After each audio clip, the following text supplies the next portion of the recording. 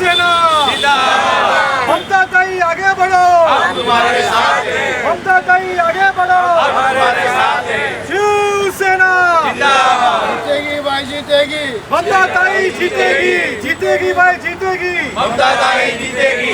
यून यून येणार कोण, ममता शिवाय आहे कोण? यून येणार कोण। ममता शिवाय आहे कोण? Thank you ma'am. एक्साइटेड है, क्या कहना चाहेंगी इस प्रचार को लेकर जो आपने बैलगाड़ी से निकाला है, जिसने आपने प्रचार, क्या कहेंगे?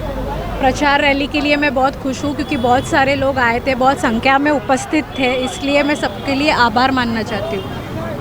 और कितना कुछ अलग तरीके से आपने सोचा कि बैलगाड़ी के से रैली निकालनी है हमें? बैलगाड़ी मतलब शेतकरी के लिए वो मेरा कॉन्सेप्ट ही था कि मुझे बैलगाड़ी पे ही निकालना है। महाराष्ट्र म्यूनिसिपल जो वार्ड है आपका, वहाँ की क्या समस्या है, किस तरह से आप उसका निवारण करना चाहेंगे अगर जीत के आती है तो? मैंने सबको यही कहा है कि अब तक मेरे हाथ में अधिकार नहीं है, जब आप वो अधिकार मुझे दोगे तो मैं आपकी हर एक समस्या जो है वो सॉल्व करूँगी। मैम, किस तरह का रिस्पॉन्स मिल रहा है आप? बहुत अच्छा रिस्पांस मिल रहा है मुझे, बहुत अच्छा, सब मेरे साथ है।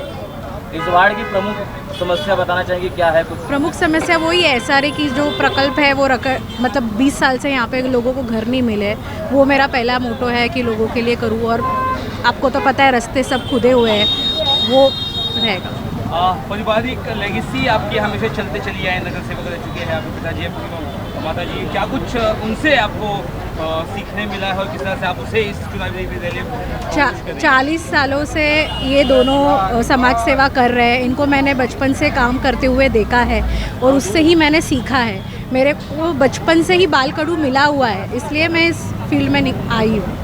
किस तरह से लोगों का प्रतिसाद मिल रहा है जब आप जगह जगह जा रहे हैं पैदल वॉक? सब 10 साल से वेट ही कर रहे थे कि चौहान फैमिली में से कब कोई इलेक्शन में खड़ा हो रहा है, यही मुझे सब कह रहे थे और सब मुझे सपोर्ट कर रहे हैं। जीत कर आप पाएंगी तो सबसे पहली समस्या क्या दूर करेंगे आपके वार्ड की? सबसे पहली समस्या ये करूँगी कि SRA के जो रूम्स जो लोगों को नहीं मिले उसके लिए सबसे पहला मेरा वो सबसे पहले मैं करूँगी। क्या कहना चाहेंगे आप? क्या है यहाँ पे आज स्कूल का प्रॉब्लम है, स्कूल की जो प्रॉब्लम है आज प्राइवेट स्कूल के अंदर आपको तो मालूम है कैसे कितना लंबा फीस होता है। तो BMC की जो स्कूल है वो ऐसे करेंगे कि प्राइवेट वाले भी BMC में आ जावे। और दूसरी बात है मेडिकल के अंदर यहाँ पे सुविधा नहीं है, केमोथेरेपी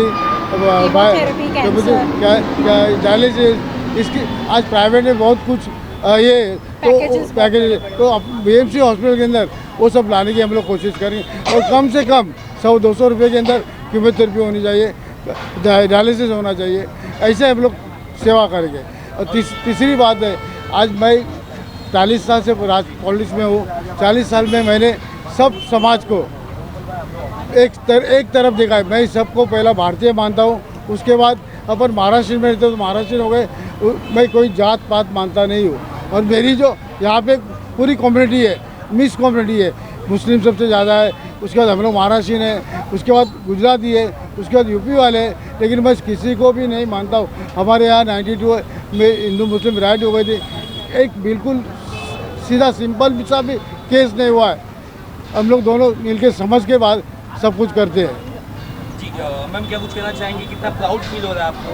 और मेरी बेटी जब चुनाव में खड़ी हुई तो मुझे तो इतना अभिमान लग रहा है उसको कि जब वो UX सेना में आई तो पहला काम उसने, तो 4 साल पहला उसने काम किया। एक बच्चा बॉर्न था, छोटा बच्चा था, उसके लिए उसने 17 लाख का बिल उसने माफ़ किया। आदित्य साहब के तुरुप जाके उसने 17 लाख का बिल माफ़ किया। उससे मेरे को इतना अभिमान हुआ। अगर वो नगर सेविका बनती है तो ज़रूर वो पब्लिक का काम करेगी। किस तरह से घोषणा देना चाहेंगी आप मैम, जनता के लिए क्या कहना चाहेंगे?